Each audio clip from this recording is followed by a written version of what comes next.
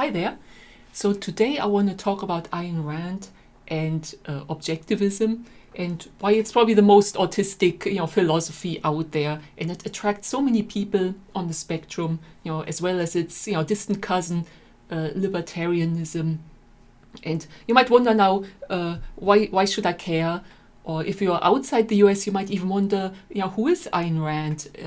I had never heard of her or her books until I came to the States. Then when I learned about it, it was so eye-opening. The lore behind a TV show or comic series or video game, where maybe you jump in the middle and you don't have a clue, but then if somebody explains to you the origin story, then you go like, now I get it. And I think Ayn Rand was so hugely influential, and she still is, that it explains a lot about some attitudes in America that were a little bit weird or even like confusing to Europeans like me when I came over years ago.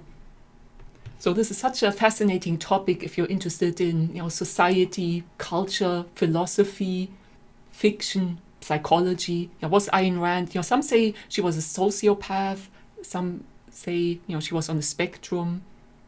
But let's jump right in here. So Lex Friedman quite often has fans of Ayn Rand and her philosophy on his podcast. Now, I think we start with a clip from that. And now, if you're very autistic, you might not be confused by this. If you're neurotypical, you might wonder here, what's going on? Fountainhead is not a political book at all. It's about, she talks about politics and man's soul, sure. But it's about ethics, how important everyone has to have a moral code. That's the other thing why people find Rand off-putting. If you have young people who now find it very important to live a moral life, who are like, what does that mean to have morality, to have ethics, to live with integrity? For people who have gotten a little older, who have made these little sacrifices, who are like, I'm not going to fight at work. Do I really need to look for another job? Yeah, my wife's kind of, getting annoying, but am I going to make a fight about it? These little sacrifices that they make every day. And big ones. And big ones. Oh, absolutely. So when you have someone who's forcing you to look in the mirror and say, those little sacrifices and big sacrifices made, you did the wrong thing and you're evading that you betrayed your own conscience. That, to many people, I think, is very threatening. But this is why. You probably see what I mean by this is very confusing. Now, if you're very autistic, you might not have been confused by this. But I think a lot of people would go here, like, wait a second, your moral code, then he's talking about, people not picking fights at work, not picking fights with a wife about pushing their own opinion through. That's the moral thing, right? But no, that's clearly not what they mean. They mean you sell yourself out, you act immorally if you don't pick those fights, if you don't fight for what you believe in, if you don't fight for your opinions. So I could get already into the weeds here, but you see why I feel that Ayn Rand probably most appeals to autistic people among all philosophers, because autistic people have a hard time putting themselves into other people's shoes. We often tend to be too rigid in our own opinions. And Ayn Rand tells you, you're selling out if you don't act, if you don't push through your own opinions. And sadly, that to me reflects like the worst of having autism, which is not seeing that just because you have an opinion and you thought it through, that doesn't mean it's right. Not seeing that, there's often a gray area. Not seeing that getting along with people is a virtue and an asset, and that picking fights is not good. But let's watch a little bit more of this. Why so many people say that Ayn Rand is for 14-year-old boys. Right. And there's a reason why it appeals to 14 is a little young, but 16. Yeah, that's a lot of my theory is that people with high functioning autism, often they are like held back socially. So you might have a 25-year-old with the attitudes of a 14-year-old boy, and it's totally the kind of attitude that a teenager would have. 18. Yeah. It's because those are the ages where we're still open to idealism in a positive sense, right? To beautiful things, to ideals, to to seeking perfection, to seeking a great life. I think as you grow older, most people become cynical. They give up on their ideals. Why? Because their ideals were wrong and their ideas failed. Yeah. Right? My parents were socialists when they were young. Those ideas failed. So where do you go from socialism if your ideals fail? Cynicism. Yeah. To cynicism. Which is horrible. Right? All adults, almost all adults out there are cynical. And that is failed idealism. And when they look at the young people. Yeah, so I find that hugely interesting how Ayn Rand's philosophy basically celebrates just seeing life from your own perspective, being completely rational, not having empathy, not being weak, not considering what all these other people think, and I can't think of the word now, but it draws you in. It's so tantalizing. It on first glance, it's so seductive, but it's also so completely wrong. You try to copy them and you lose everything in the process of copying. Yeah. Yep. Okay. But in terms of the philosophy of selfishness, this kind of individual focused idea, I imagine that connects with you. Yes, and I think it would connect with more people if they understood what she meant by it. Nathaniel Brandon, who was her heir until she kind of broke with him, and he was the co-dedicate. Now, Michael Malice, he's actually really funny, and he's on Lex Friedman's podcast often. The previous clip with the three men around the table, I would argue that they're all on the spectrum in various degrees. Now, Michael, for a while, I thought, not really. But after watching more of him, I do see some typical autistic traits. Of Atlas Shrugged said, no one will say Ayn Rand's views with a straight face. They won't say, I believe that my happiness matters and is important and is worth fighting for, and that Ayn Rand says this and she's dangerous. Now, it's very easy to say this could have dangerous consequences if you're a sociopath, but to put it in those terms, I think is extremely healthy. I think more people should want to be happy and have. I think a lot of us are raised to be apologetic, especially in this cynical media culture, that if you say, I want to be happy, I want to love my life, that it's just like, okay, sweetheart. And the eye rolling. And I think that's so pernicious and so horrifying. And this is why I'm a Camus person, because Camus thought the arch enemy was cynicism. And I could not agree more. Like, if you're the kind of person, if someone likes a band and you're like, oh, you like them, blah, blah, blah. It's like, this gives them happiness. Yeah. Now, there's certain exceptions, but if it gives you happiness, it's not for you, that's cool. So a lot of this is, very right. I hate cynicism too. I hate too when people make fun of something. And of course, I think there are always undertones like, okay, if your special interest makes you happy and you just want to pursue that, why do other people judge? Like the whole Ayn Rand's, philosophy to me often seems like a justification of being autistic and being happy and making it work where, okay, maybe you can't understand people well, maybe you can't fit in socially, but you want to be happy, you just want to live your autistic life and that's it, which I can totally understand. But I think what it brushes under the rug is that, think of the typical autistic guy, like in a relationship, he might go like, why would I have to, go to a social event with my partner where I don't feel like it? Why would I go grocery shopping with her when I rather do something else? And, obviously in Ayn Rand's philosophy, that's like selling out, that's being immoral, not doing what you really want to do. But I think what that completely neglects is, in the end, you want to make a connection with other people. You want to have a partner. You want to fit in. And yes, as autistic people, we have to work like way harder at that. We have to mask. We have to do some stuff that's really, really hard. But it's so important for happiness because, in your teens, 20s, 30s, you don't want to be alone. You want to have that connection.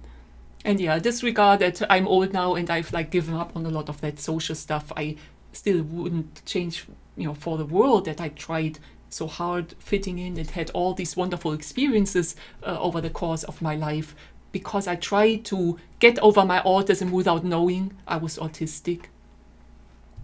Okay, this is beautiful. I so agree with you on the eye rolling, but you see the best of trolling as not. I find it interesting how Lex often closes his eyes And you can tell that when he thinks the hardest, he does not look at the other person. He might look even like in the air. He might even turn his chair around. The eye roll. Correct. Of course not. The best of trolling is taking down the eye rollers. That it's very twisted in our culture that when we have heroes, we look for their flaws instead of looking for their virtues. That's a 100% valid perspective. However, if I'm sitting here telling you that I think this woman is a badass and she's amazing and she should be studied, but there's also these idiots. And I'll show clips here in a little bit of Ayn Rand. Idiosyncrasies, they don't want to hear it. Because and I think it's very convenient for them because there's a lot of things she did that were, here's an example. Rand was very, very pro happiness and pro pleasure. She was very pro sex, which is kind of surprising looking at her and how she talked and how strident she was. As a result of this, she never got her cats fixed to deny them the pleasure of orgasm. So her male cats are spraying up her entire house. Yeah. Like that is, I mean, that's her putting her philosophy into practice, but it's still gross. Yeah. So that's the kind of thing where I don't think he'd be. Another thing is Rand. Yeah, the more you read about Ayn Rand and her life, the more, if you're interested in autism, you catch all these things that seem like, oh yeah, that's what an autistic person would do. And it's so interesting that, I mean, here's a woman who never ran a business in her life, went to a public university, took Social Security when she was old, and her philosophy is all about the business leaders, the doers, the makers, the people who forge their own path, and how you have the bureaucrats, the administrators, the people who try to make them fit in, that are the evil ones that try to destroy their happiness. And yeah, you probably get an idea why you don't hear about Ayn Rand that much in Germany, because that whole idea of there being like a virtuous class of doers, and then there being like an underclass of these greedy people that just try to take away from you what you build. Yeah, that's not going to fly in Germany with its history. But in America, that's very often what you hear. And actually, let's switch to some book reviews about Ayn Rand. And don't worry, I'll get to clips where Ayn Rand actually speaks in her own words, but I think it's first important to see why she's so controversial and why I think it's the most autistic philosophy. So let's look at the top 2 reader reviews on Amazon about Atlas Shrugged. Now, I read Atlas Shrugged a few years after I came to America, and I'd gotten a sense how controversial she is. And I read it, and I was like, hey, that's an entertaining book. And yeah, it felt like on the nose. And very often the book tells us, oh, he's so virtuous. So it felt like it wasn't the most elegantly written book, but I didn't see why people were that upset about it. But then again, I saw it as a work of fiction. I didn't realize that some people take that book and make that their philosophy. So this review I found, the very first review here I found so interesting. And it goes so much into what I think can be criticized about Ayn Rand. I tried to read Atlas Shrugged with a sympathetic eye. It was worth the effort. Yeah, it's an outstanding novel. Yeah, I liked it too. This is the key. Anyone who wishes to understand American politics in a nutshell and libertarian or fiscal conservative ciphers like job creators, business friendly, handouts, entitlements, the American dream. I mean, yeah, you could go on and on. Also, bureaucrats, whereas other people might more say civil servants. Yeah, it has interesting themes, and yeah, it explains so much about America and its attitudes. Yeah, in this review, the person says that Ayn Rand was actually a sociopath, which I'm not sure I agree with. To me, she was a person who just could not put herself into other people's shoes, who just could not have empathy. But I think, especially if you see clips of her, I think it was just, she was just like way more autistic than probably some high-functioning autistic people. Yeah, to me, sociopathy is the lack of sympathy for the intrinsic value of other people. Says it in this review. In a nutshell, Atlas Shrugged is a preachy objectivist manifesto couched in a stunningly entertaining narrative.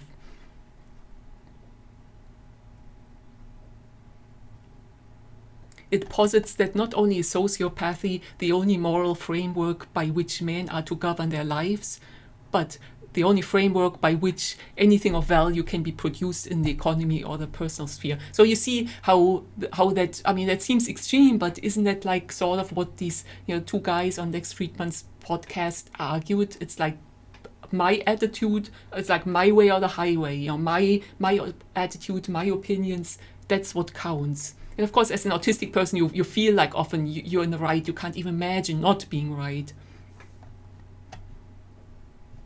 Yeah, then it gets into the characters.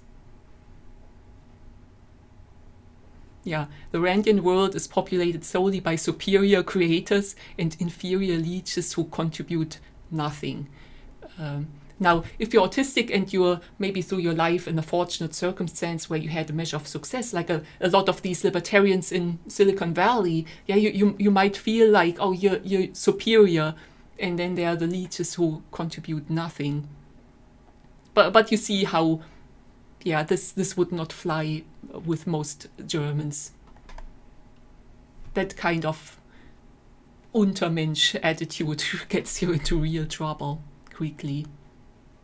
The leeches, also known as the public and the government, try to bring it down through various corrupt obstructionary tactics. A lot of this is very, I mean, it's true that we have like too much administration, like on almost every level.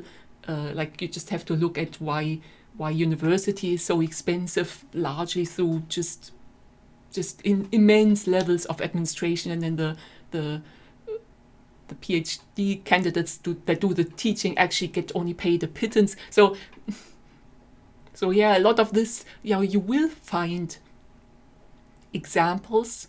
However, something like Objectivism takes this and just runs with it and takes it to the absolute extreme. And then instead of working together and saying, okay, we have to cut down on some of the excesses, it's like, no, they're like these bad people and they have to be eradicated. And some of what happens in the novel is actually very, it's can be a bit disturbing. The achievers of the novel vaguely hope that there's a mysterious Übermensch who will one day appear and turn the world upside down. So that's that John Galt phrase that you sometimes hear here. Yeah, the book is clearly a vehicle for expounding her objectivist philosophy. Yeah, straw man. Yeah, that's it exactly. The whole novel is sort of a straw man argument. Look at how terrible these bureaucrats are who just ruin everything for everyone. And only if the heroes could get their way and do everything how they want to do it, when they want to do it, the way they want to do it. If you want to have an intimate view of the inner world of a textbook sociopath, I imagine this novel is more useful than all the characters printed in the DSM-5. Again, I think that's a little bit too extreme. I think sociopaths, we'll see clips of Ayn Rand. She was so awkward and so rigid. And I think sociopaths, they are way better like manipulators. I mean, Ayn Rand in her little room came up with a philosophy that she felt she could be happy with, that justified her life. That's what a lot of autistic people do, I guess. But I think a sociopath, takes it way further and finds a lot of pleasure in manipulating people and getting their way, beyond just being happy, but in really hurting others. Yeah, Rand divides people into a false dichotomy of individualist capitalists and collectivist socialists. Atlas Shrugged is a vision of a world of perfect meritocracy where people who exhibit desirable character traits are finally rewarded and people who exhibit undesirable character traits are finally punished. Of course, to her, desirable character traits are building things. Think of it in the aspect of autism, like building things, pursuing your passions. And the non-desirable traits are like making compromises, worrying about what other people think, trying to make sure society is, just or provide some level of, service and happiness for everyone. A deliciously ironic example is when Dagny, that powerful industrial woman, is rebuked early in the novel for missing the human element.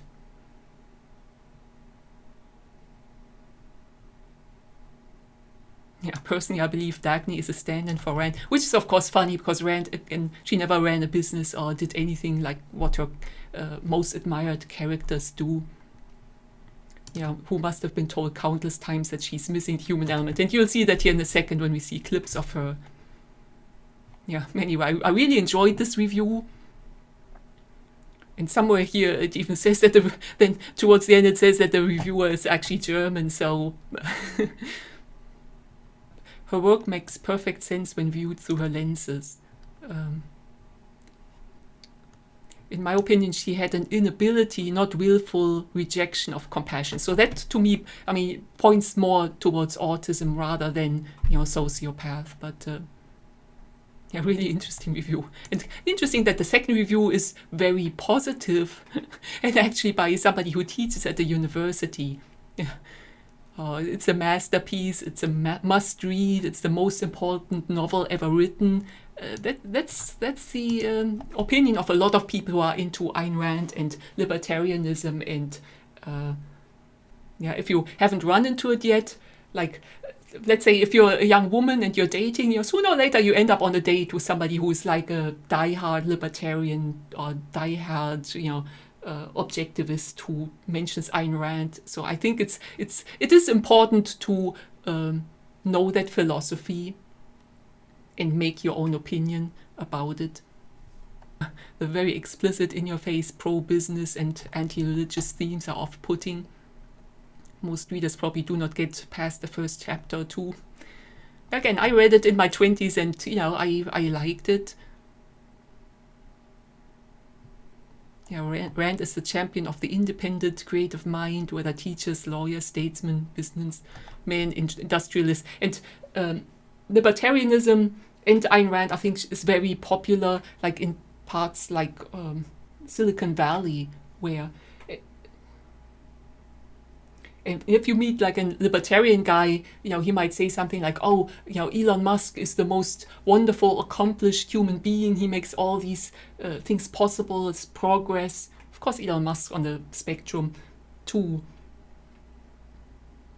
But what people don't is that these super rich magnates of like technology nowadays, their success wouldn't be possible if we didn't have this mass of people who are taken care of, who have time to browse Facebook, who get subsidies to buy electric cars. So the people who are into that kind of stuff, willfully close their eyes to the fact that we have a peaceful, fairly wealthy society, is that we have social services. People do pay taxes. The government does spend on helping people in their old age, and arguably not enough in America. But it's very interesting when you argue with these people, and the discussion always in the end goes to, if society was just completely different. With things like racism too, like if you go by Ayn Rand, it's like, why would I have to take care of people with my tax dollars who are drag on society or who are not as productive and who don't run businesses? And if you go like, black people were enslaved and then suppressed for decades and decades. They didn't have the opportunity to build generational wealth. They even still get discriminated against now. And I've lived in the deep south. America can still be just crazy racist. And then if you have government programs that try to pull the people up. As difficult as that is now, I mean, you have, of course, then objectivists or libertarians who completely rant against that and just completely dismiss that other people are born into other circumstances and there have to be some accommodation. So it's like, if you find yourself arguing with a diehard libertarian, it can sometimes be just not very pleasant because they just completely dismiss some points. And they live in their Ayn Rand world of virtuous business leaders and administrative leeches. He talks some about the racy scenes, and there are some racy scenes in the book. Yeah, when I taught at a major university, I found that making outrageous statements is an effective rhetorical technique. So he says here that, Ayn Rand maybe didn't mean it quite that way. She just made outrageous statements. So then maybe you can meet in the middle. And I don't think that's what Ayn Rand is about. She completely meant everything she wrote and said. But let's move on and go to some clips, and then also clips of Ayn Rand herself. So this is not Ayn Rand, but a clip I enjoyed so much. It's a British actress reading a letter that Ayn Rand wrote to her niece. You will start repaying the money in installments. You will send me $5 on January 15, 1950, and $4 on the 15th of every month after. Yeah, so apparently her niece asked her famous aunt for some money to buy a coat. And Ayn Rand responds here with this ridiculous letter where she lays down in detail how it needs to be repaid, why she's sending it, what socially she expects in return from her niece. Yeah, and to me it shows so much, the letter shows so much how that was a person who just must have had an incredibly hard time to connect with other people. And it has some telltale signs to me of autism, which is like this the exact numbers, the very accurate language. After that, the last installment will be on June 15, 1950, and that will repay the total. Are you willing to do it? I want you to understand right now that I will not accept any excuse except a serious illness. If you become ill, then I will give you an extension of time, but for no other reason. If, when the debt becomes due, you tell me that you can't pay me because you needed a new pair of shoes or a new coat, or you gave the money to somebody in the family who needed it more than I do, then I will consider you an embezzler. No, I won't send a policeman after you, but I will write you off as a rotten person, and I will never speak or write to you again. Yeah, so proactively she's already planning out what she'll do if she gets disappointed again by others. And to me that's such a, it's also such a sad, it's an autistic attitude. We get often so disappointed by, we try to reach out, we try to do something for somebody, and then, they disappoint us. And I think that can be one of those autistic techniques where you just lay it all on the table. You say, if you do this, I do that. Anyway, I like this clip too, even though it's not Ayn Rand speaking here, it's an actress, how it shows how this kind of attitude comes across to neurotypical people who just laugh and just think it's the funniest thing. You want $25 for the purpose of buying a dress? You tell me that you will get a job and be able to repay me. That's fine. And I am willing to help you if that is exactly what you mean. But if what you mean is, give me the money now. Yeah, that's, the whole issue that as an autistic person, you often you wonder, what does this person mean by what they're saying? Now, and I will repay it if I don't change my mind about it, then the deal is off. If I keep my part of the deal, you must keep yours just exactly as agreed, no matter what happens. I will tell you the reasons for the conditions I make. I think that the person who asks and expects other people to give him money instead of earning it is the most rotten person on earth. I would like to teach you, if I can, very early in life, the idea of a self-respecting, self-supporting, responsible, capitalistic person. Yeah, imagine if you're that unable to connect with other people, that you have that attitude as you get old. It's kind of sad too. If you don't understand me, if you think that I am a hard, cruel, rich old woman, and you don't approve of my ideas, well, you don't have to approve. But then you must not ask me for help.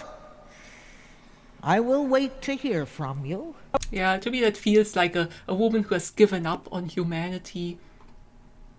But let's move on to actual clips of Ayn Rand. Where is the camera? Can I know it? No, you look right at Tom. That'll be fine. Now here's Ayn Rand, who is the author, as I say, of The Fountainhead and Atlas Shrugged, and the other one I can't remember because it's a longer title. Of a novel? No, not the novel, but the new book that you have out, Objectivist. Introduction to Objectivist Epistemology. Exactly. Now, you said that you wouldn't mind. Yes, we are. You said that you wouldn't mind if I didn't read that book. You told that to my staff. That's right. And I didn't. I confess that to you. I want to be very basic here because there are many people who don't understand objectivism, who don't know what it is, but who have read much about Ayn Rand and have read her books and kind of want to know where she's coming from, if I can use that phrase. So let's just basically say what objectivism is. Okay? So she has that staring intensity that I sometimes see with people with autism. And make a long speech about it? Oh, not too long. No, because that's terribly difficult, you know. To begin with, it's a philosophy. Mm-hmm. It's a philosophic system. And philosophy is the science that studies the basic nature of existence. So it's a pretty technical subject. And anything I say briefly will not really do justice to my philosophy, but I can try to summarize it. Well, can I ask you some specifics then about it? Yes, sure. All right. How does, quote, I fit into the philosophy of objectivism? How does objectivism relate to me, the individual? What does it do for me? Are you a human being? Mm-hmm.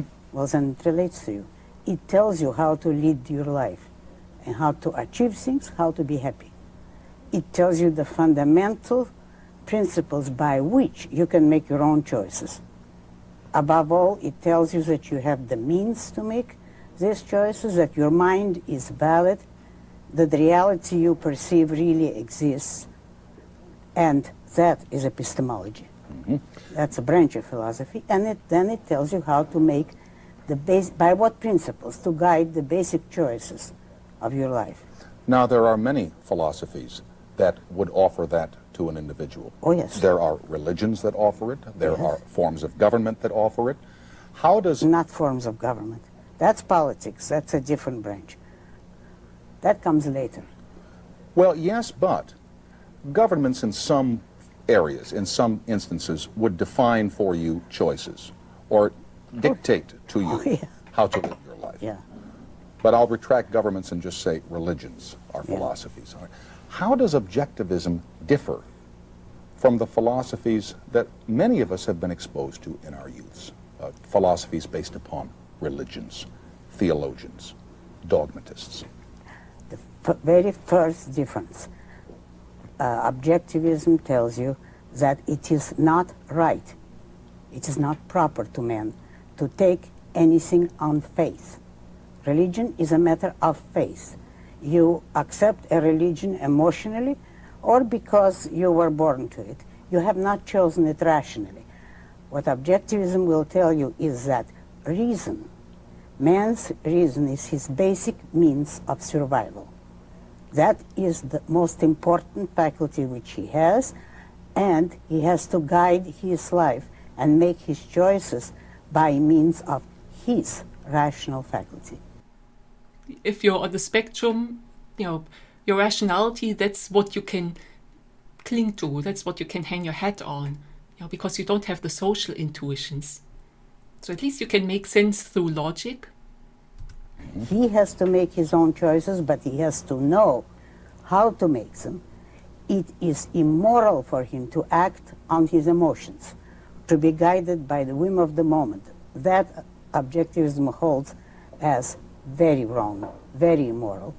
And morality, in fact, consists of following your reason to the best of your ability. So that rationality is the basic virtue from which all the others proceed. Now, then you believe this for yourself, do you not? You accept this philosophy. Oh, it has certainly. guided your life. It has... Yes. I It don't has wanna- brought me where I am. Okay. So that you believe in Ayn Rand, first and foremost. Oh, certainly. Not necessarily a God or a heaven or a hell or a government or some other people or forces beyond your control, but you believe in you. I wouldn't put it that way. I could say that, yes, it's true to some extent, but it's very inexact because it isn't a matter of faith. I have confidence in my own rational ability. But more than that, I also know that if I had less abilities than I have, no matter what happened, my mind is all that I have, so that if I were me or the lowest to go in the fast the same morality would apply to me. I was the top student, and I was the top student there. In addition to being the top student, did they ever measure your intelligence and tell your mom and dad, oh, this girl is so bright, this girl is a jewel? No, in my time they didn't have those tests, not in Russia. Again, like a little hint of high-functioning autism here, where often you are perceived as being this highly intelligent child. But you knew that you were smart. Oh, yes. Did you feel that school was too slow? That you were Yes. so far ahead of the material? Yes. How did you handle that? How did you school yourself really beyond the curriculum or curricula Is in the it school? of interest to tell you? Yes, it really is. I always try to sit in the back row of a class, and I put a book in front of me, and I was writing novels from the age of 10. I was writing screenplays at 8, but I was writing novels in class because otherwise I would be terribly bored. I was never discovered because we had textbooks. And if you read ahead of the lesson that they present in class, you could know what the teacher said. I had to read the textbook just once. Yeah, I was the same thing. I read So I really many grades ahead for math and on me, stuff. you have to keep in mind an enormous structure. You can't do it inspirationally. You can't do it by just looking at the piece of paper once and deciding what you're going to do.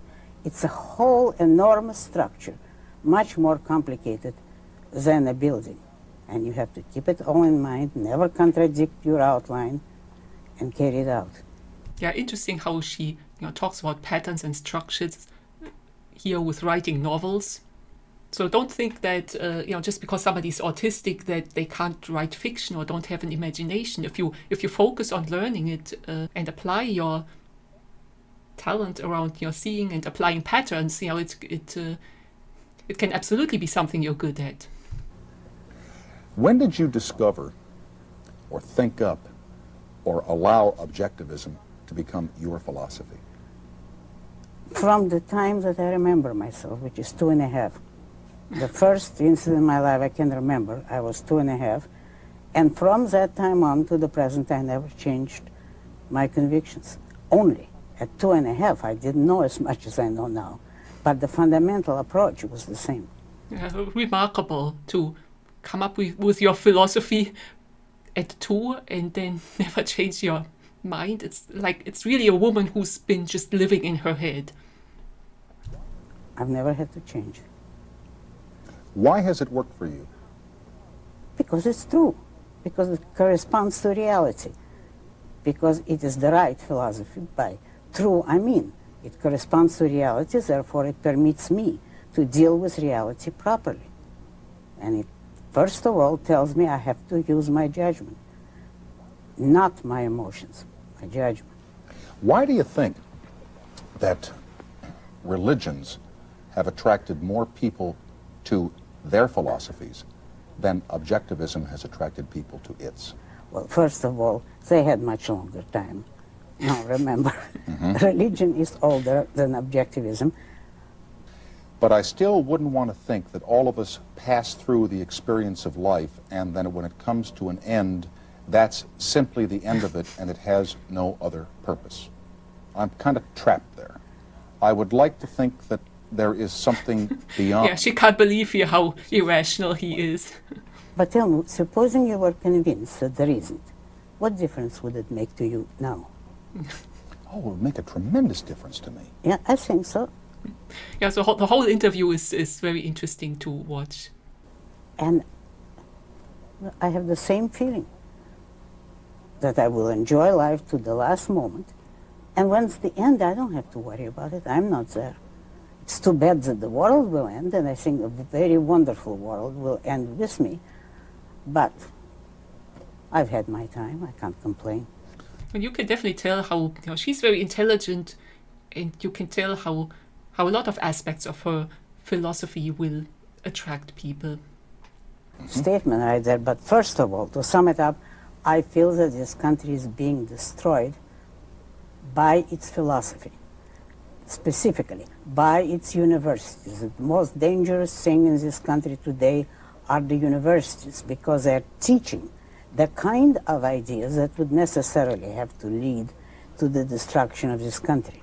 I think that the American people is too good for that kind of program. You notice that the people are turning to the right. That's a very healthy sign. Yeah, that's so amazing that this was recorded in 1979. And yeah, if you're a foreigner coming to America, you might wonder about, wow, there's like a distinct like anti-university thinking here, or anti-intellectualism.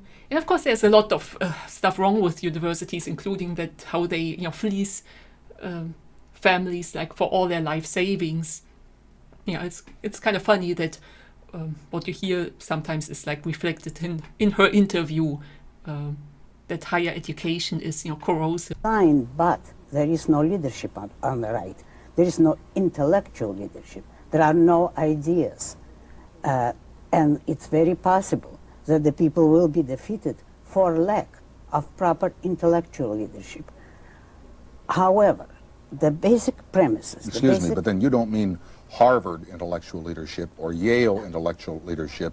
I mean a Harvard that would be preaching American ideas, more specifically reason, individualism, capitalism.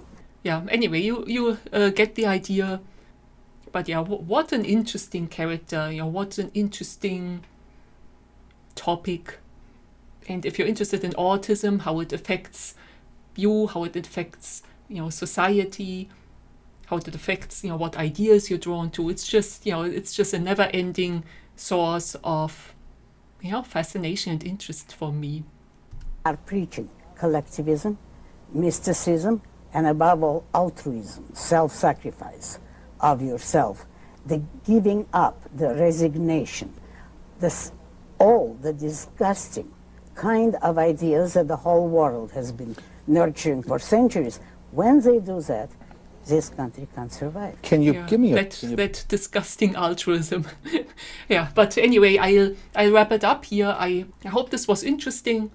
Yeah, if you go a bit down the Ayn Rand rabbit hole, you will see how her attitude, her ideas, still echo to this day, which is, kind of amazing.